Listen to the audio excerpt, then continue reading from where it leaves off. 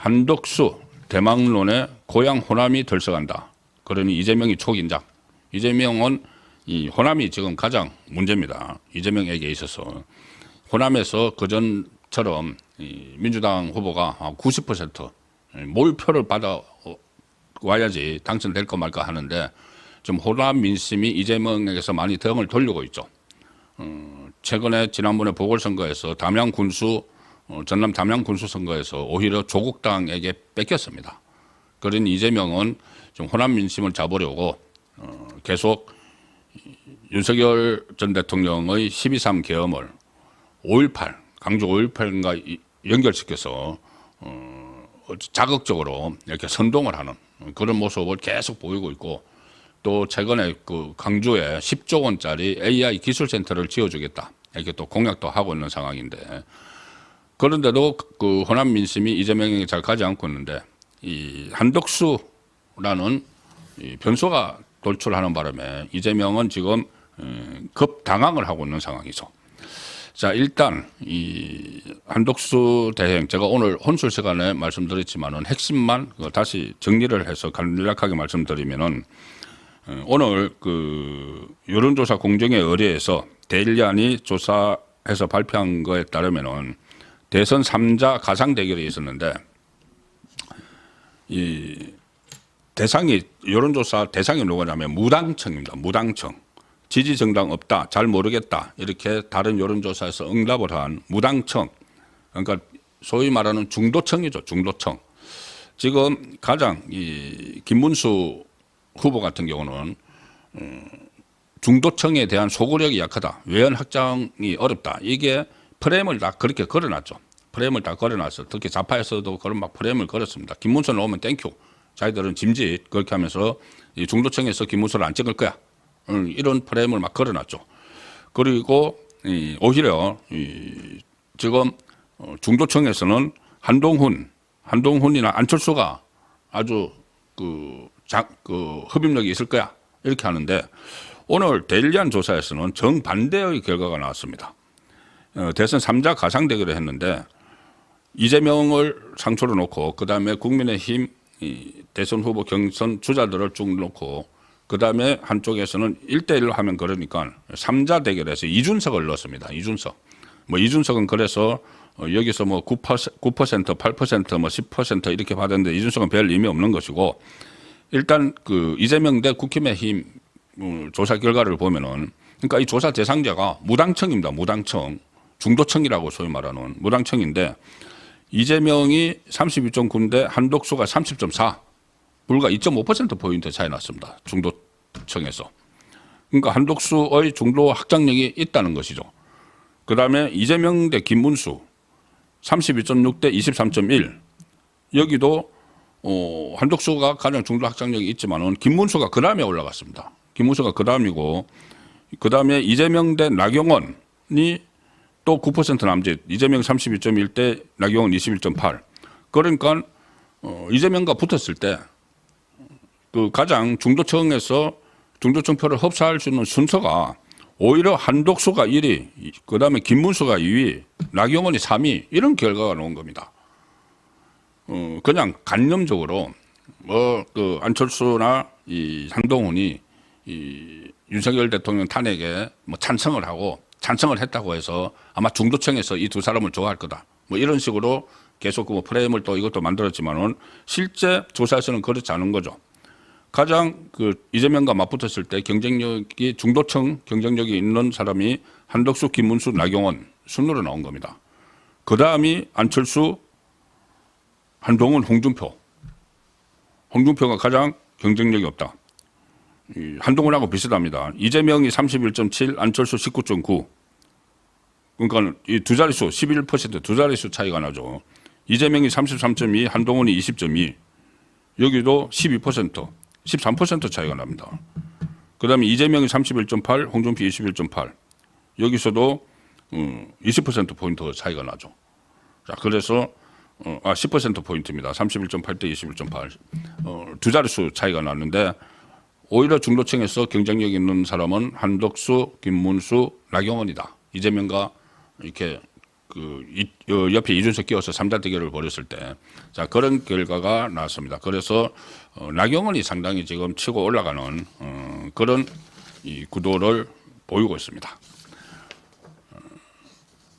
그 한독수 대행은, 이 한독수 대행의 대망론, 고향 호남이 들썩한다. 이 말씀을 드리면서 이 여론조사를 말씀드렸는데, 자, 한독수 대행, 지금 강폭 행보를 하고 있죠. 그제는 광주에 갔습니다. 광주의 기아 자동차 공장에 갔고, 어제는 울산에 갔습니다. 울산의 이 현대조선 갔죠. 그러니 이게 이게 상당한 의미가 있습니다. 광주의 기아 자동차는 뭐 자동차 공장 중에서 가장 큰 곳이 아닙니다. 가장 큰 곳은 울산에 있죠. 그런데 광주에 있는 자동차 공장을 갔다. 그것은 무슨 의미냐면 자동차는 지금 그 트럼프와의 관세 전쟁, 트럼프가 선포한 관세 전쟁의 한복판에 있는 산업이 자동차 산업이죠.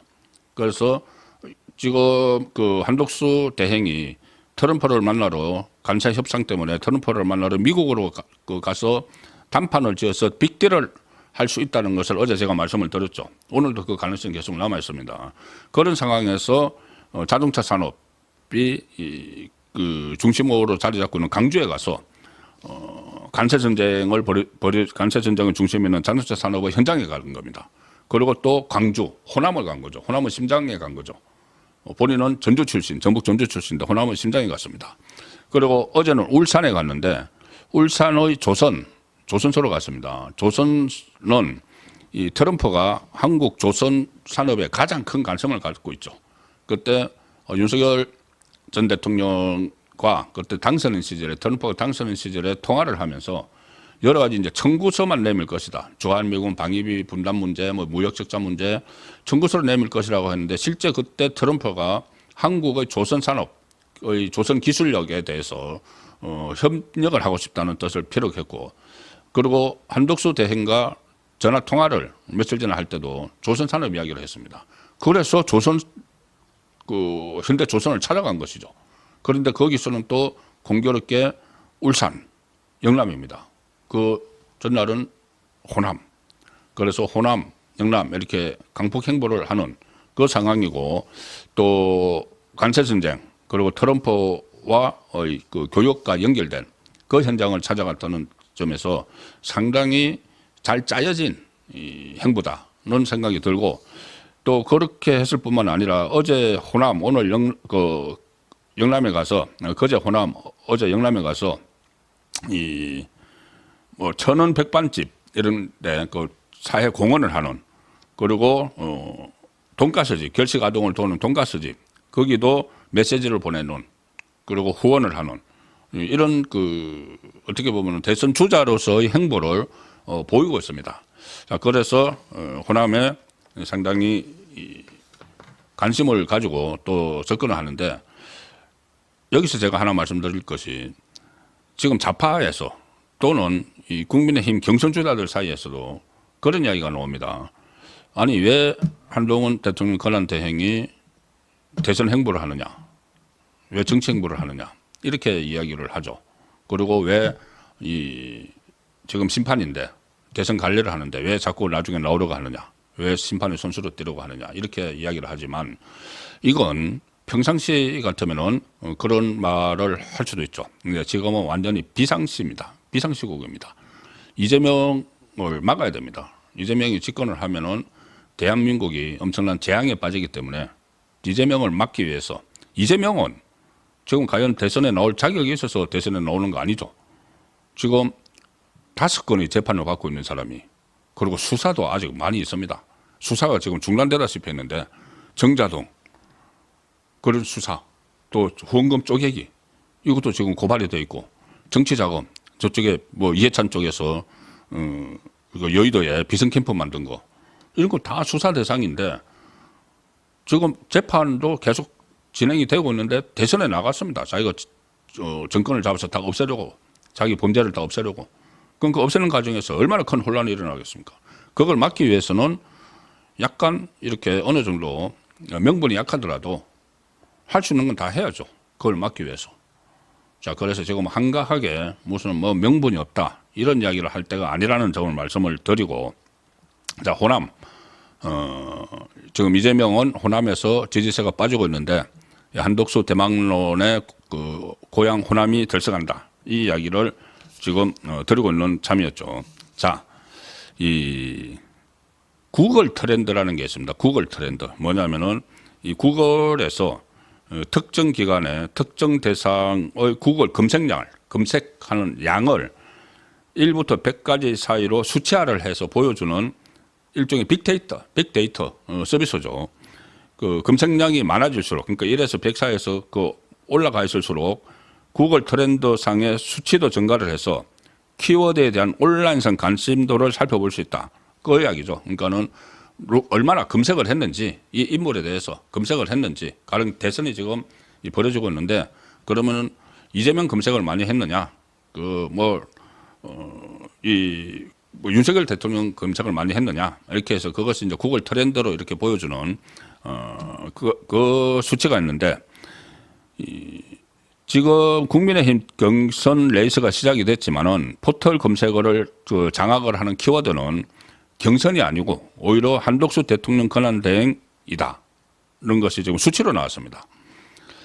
지난 10일부터 오늘까지 한독수 대행과 국민의힘 주요 대선 경선 후보의 구글 트렌드 평균 지수를 비교를 하니까 한독수 이 이름을 검색한 것은 전체 101부터 100 중에서 32를 기록했습니다. 그런데 이 국민의힘 후보로 나선 김문수 13, 한동훈 15, 홍준표 14 이것보다 한독수에 대한 검색량이 2배다. 그러니까 그만큼 한독수 대행에 대해서 관심이 많다는 이야기죠. 검색을 한다는 이야기죠. 한동훈 그 후보가 출마를 선언한 지난 10일, 그리고 홍준표 후보 출마를 하면서 이벤트를 벌인 14일, 국민의힘 후보 접수 14, 15일 이렇게 이제 경선 후보들이 이 언론의 집중 스포트라이트를 받는 그런 기간이 있었지만은 그때도 한독수 대행이 줄곧 검색량에서는 우위를 이어갔다. 관심이 많다는 이야기입니다. 한독수 새로 등장한 한독수에 대한 관심이 상당히 많다는 이야기인데, 특히 광주에서 얼마 전에 그 강주를 갔다 왔죠. 그제 한독수 대행 강주를 갔다 왔죠. 그런데 강주에서 지금 대선 주자들 중에서 한독수 대행 검색량이 가장 많이 나왔습니다. 강주가 1위, 전남이 2위, 전북이 3위. 지역별로 이 한독수를 검색한 것이, 그러니까 호남이 1, 2, 3위. 그러니까 호남에서 엄청난 관심을 갖고 있다는 것이죠. 전북, 전주 출신 한독수 대행에게. 그래서 상대적으로 전북, 전주 출신 한독수 대행의 행보에 대해서 고향인 호남 지역에서 관심이 크다. 그때 갤럽에서 지난주 금요일에 처음으로 한독수 대행이 대선 주자로 올라갔죠.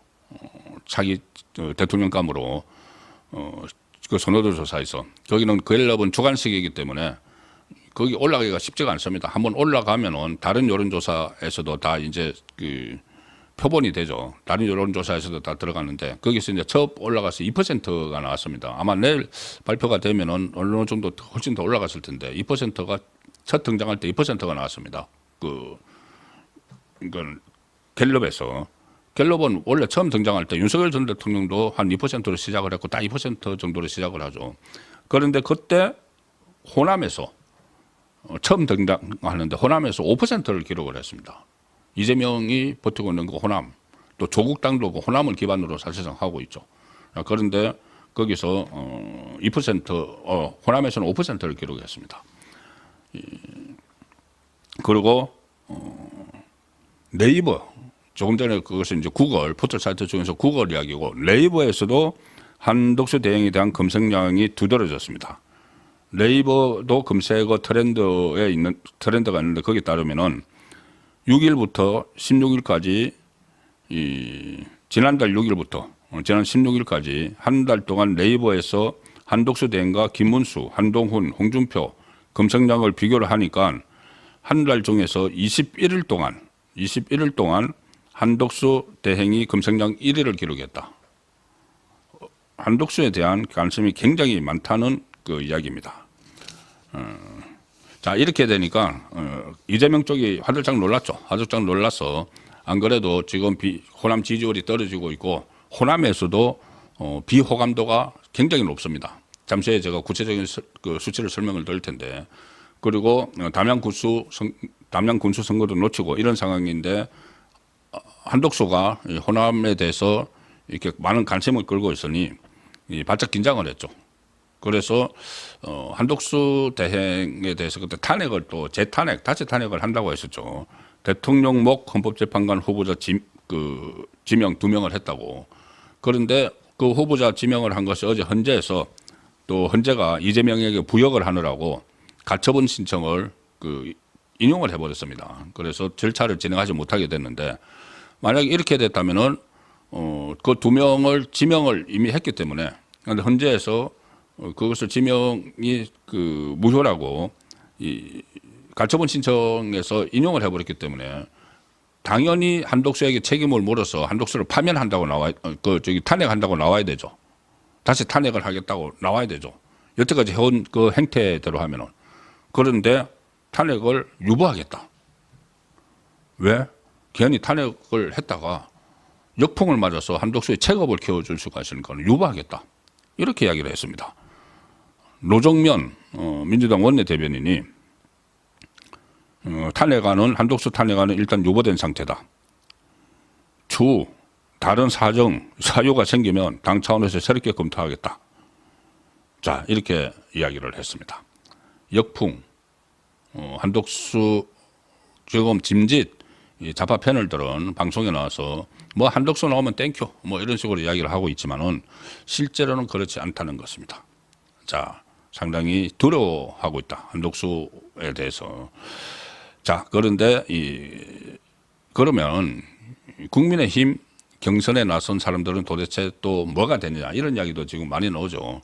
지금 국민의힘은 그 8명이 이제 한참 스타트를 해서 A조, B조로 나눠서 뭐 죽음의 조 이야기도 나오고 이렇게 열기를 모아가고 있는데, 이재명 쪽은 조용하고 열기를 모아가고 있는데, 거기서 한 사람이 만약에 올라가더라도 위에서 이제 한독수가 기다리고 있으면은 결국 다시 그 파이널 라운드를 해야 되는 거냐, 파이널 매치를 해야 되느냐, 이런 또 불만이 나올 수가 있죠. 당연히 나오죠. 당연히 나오지만 거듭 말씀드린 대로 지금은 초비상 상황이고 이재명의 집권을 막아야 된다면은 다 모아야 됩니다. 다 모아야, 에너지를 다 모아야 되는 거죠. 그래서 국민의힘 경선에서 올라온 사람이, 후보가 된 사람이 한독수와 단일화해서 한독수를 제칠 수도 있죠. 지금부터 아주 정글 같은 그런 이제 게임 흥행을 해서 많은 지지세를 확보를 하면은 나중에 한독수 대행과의 단일화에서 이길 수도 있는 겁니다.